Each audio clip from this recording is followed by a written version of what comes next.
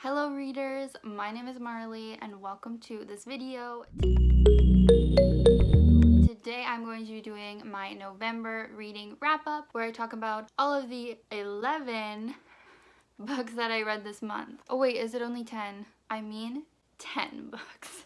I don't know why I thought I read 11. I guess because I'm partway through one. But anyways, this month I'm going to be doing the same format I did last month where I talk about the books in the order that I liked them from least to most. So let's just get right into it. So coming in at my least favorite book of the month, it was Emergency Contact by Mary H.K. Choi. And just because it's my last book doesn't mean I absolutely hated it, but it was only a 3 out of 5 stars. And just as a little side note, I did read this for a reading vlog that you can go watch on my channel. I'll link it above in the cards. But I read my best friend Allie's favorite books, and so this was one that she had given to me. Basically, it follows these two main characters, Penny and Sam. Penny is going into her first year of college, and Sam is a little bit older and he's working at a cafe near the school. They both have their own struggles going on. Both of them have issues with their mothers. Penny is trying to be a writer. Sam is a baker slash wants to make documentaries. And you find a lot about their lives and their struggles, and then you see them meet through mutual friends and they end up becoming each other's emergency contact. And it's really sweet. I really enjoyed the relationship between the two main characters, even if they weren't my favorite characters to read about on their own, which they weren't. I really thought the relationship was sweet, and I would recommend this to anyone who is really into slow burn romances or romances that are really rooted in friendship. And that's what I have to say about this. Definitely very slow, had a lot of boring parts for me. It's 400 pages, so if you're not really into those slow character study books, then this wouldn't be for you. But yeah, Emergency Contact. The next book I want to talk about is Confessions by Kanae Minato. So this is a bit of a thriller book. It was originally written in Japanese and then translated to English. So again, this was a book that my best friend Allie had recommended to me, and in that vlog I sort of described the plot a little bit, but I don't want to describe it in this video because I realized it's actually kind of nice to go into it not knowing like I did. But it has a very haunting vibe. It's sort of again a character study into a group of different characters. They're all very morally gray, have a lot of bad qualities to them. So I basically just recommend this to anyone who's into reading about morally gray characters, villainous characters, if you like reading from murderer's point of view, that kind of thing. I don't really want to say too much about it. It does follow a teacher who has lost her daughter, and that's all I want to say. But I do really recommend this book. I think I gave it 3.5 out of 5 stars just because I felt like it did start to get a little bit repetitive and I wanted a little bit more twists and turns in it. But overall, it's a really quick read. It's really short, so I definitely would recommend picking up this book. Another book I read this month, and I read this for the Hannah Montana Readathon, which I also have a vlog up, so I'll link that of course, but it was The Brightlands by John Fra. I think this was my only horror book I read this month. But what it follows is there is this man, I forget his name now, but he is a grown man, very successful businessman, also gay man. And he gets a text from his younger brother who is back home in their very conservative small town, and he is going through some stuff. So the older brother, I think his name was Joel, goes back to help his brother out because he knows what it's like growing up in this town and the bullying that he experienced. So he wants to help his brother. But when he gets there, after a brief chat with his brother, the brother ends up going missing and turning up dead. So Joel is trying to find out what happened to his brother, what's been going on in this town since he left. A lot of suspicious people are in the town. It's one of those things where it's a mystery of what is going on. It gets weird, I'll say. If you like horror, if you like horror that takes really weird turns, then I would check this out. I think I gave it 4 out of 5 if I'm remembering correctly. It was very interesting. It has a lot of different points of view, so if that's something that annoys you, maybe don't pick this up. It did sort of get confusing sometimes with how many characters there were and keeping track of them all, but in the end it did all come together nicely. So I did quite like it. The next book I read was actually a manga, and it's called I Want to Eat Your Pancreas by Yoru Sumino. This was the third and final book that was recommended from my friend Allie from that reading blog, and this was actually my favorite of that vlog. I gave it 4 out of 5 stars. It was my very first manga I ever read, and I think it was a really good start for anyone that wants to get into manga. This is the complete story right here, so you don't have to keep following a bunch of different volumes. It follows these two main characters that you see here. They are both in high school. One of them is super introverted, doesn't really have any friends. The other one is the opposite. She's super outgoing and bubbly. There is a romance and a friendship between them. So obviously, if you are into that trope of like one of the people in the relationship is like the sunshiny one and the other one is like the dark brooding one, I think you would definitely like this because this has that trope in it. So it's really cute. It also is very sad. So just be aware of that, but I really enjoyed it, and it was a really quick read for me. It also was very funny as well as being sad. So yeah, I feel like I'm always like talking so fast in these wrap-ups. Next on the list is The Seven Husbands of Evelyn and Hugo by Taylor Jenkins Reid. I read this for the Hannah Montana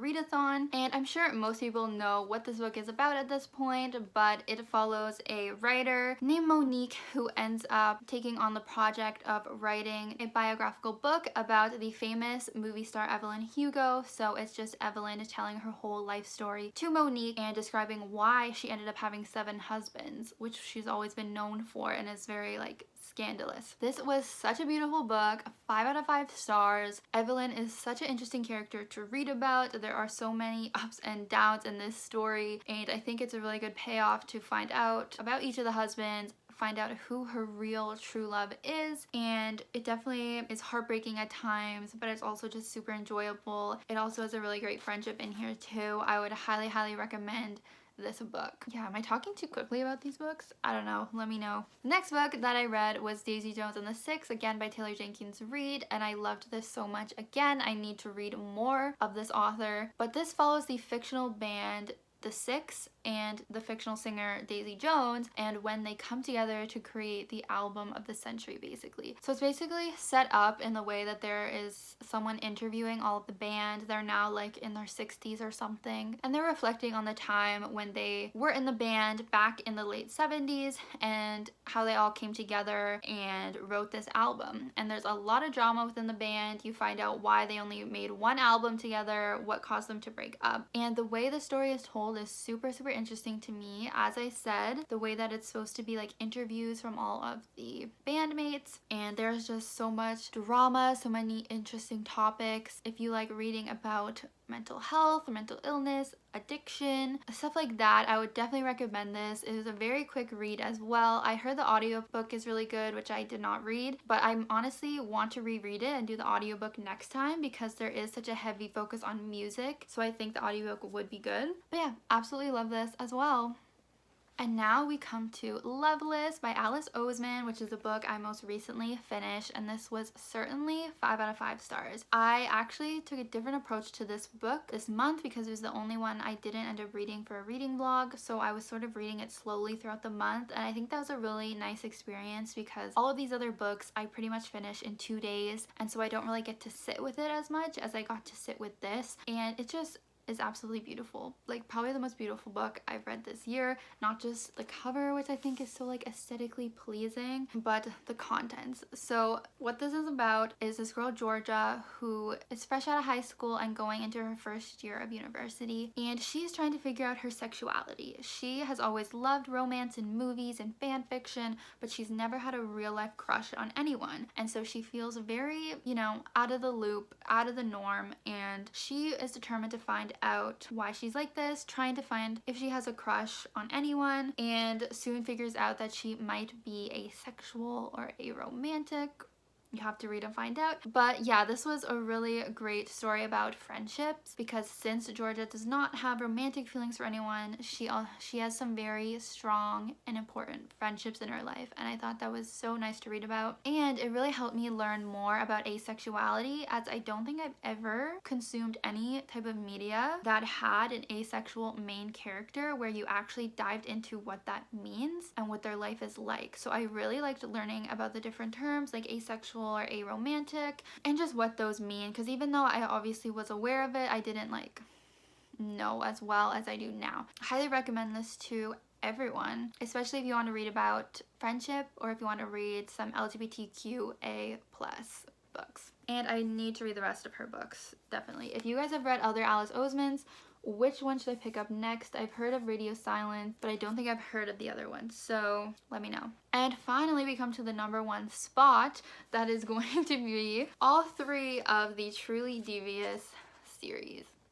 Obviously, I'm not really going to talk about second two books because those are spoilery, but we can talk about Truly Devious, the first book. I actually did a whole reading vlog where I read this series for the first time. It was put up pretty recently, so I'll also link that. It's non-spoilery, or as non-spoilery as I could be. So if you want to see my like in-time reactions, go watch that. But basically, if you don't know, Truly Devious is about this young girl, Stevie, who ends up getting into this private boarding school that's for like really smart, gifted children. And there were crimes that were committed at this school back in the 30s that were never really solved. And Stevie is super into true crime, and she wants to solve it. So that is what's going on in current day. And then we also see a lot of flashbacks and other scenes to when the school originally started up and where those original crimes took place. So if you are into YA mystery thrillers, 100% pick up this series. I think my only complaint about this was at the end in the third book. I wasn't completely shocked by what ended up happening, but there's really good reveals throughout the whole series. Like in The Vanishing Stair, there were really good reveals here. Truly Devious does a really good job of setting everything up. There is a cute romance involved that I liked, and again, really cute friendships, and I really enjoyed reading from Stevie's point of view. And yeah, I'm just loving YA mystery thriller books. I think they are so fun because they have that mystery element,